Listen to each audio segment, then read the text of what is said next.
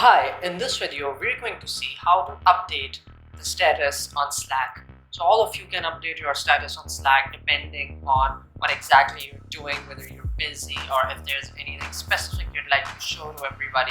So what you do is you just click on your profile icon in here at the top right. Just click on it once and here you can see this option saying update your status. So just click on this and you could either select any of these are already given to you. You could just select these, and if you're sick, for example, you could choose this, or if you're vacationing, you could of course choose this option, or else you could type in something like anything you want to.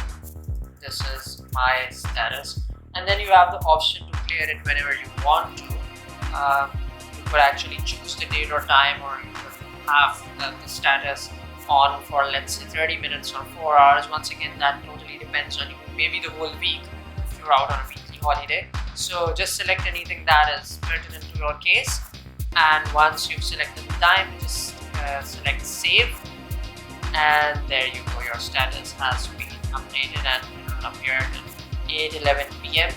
because it's 4:11 p.m. right now, so it'll be there for 4 hours. So that's how you're going to update your status on Slack.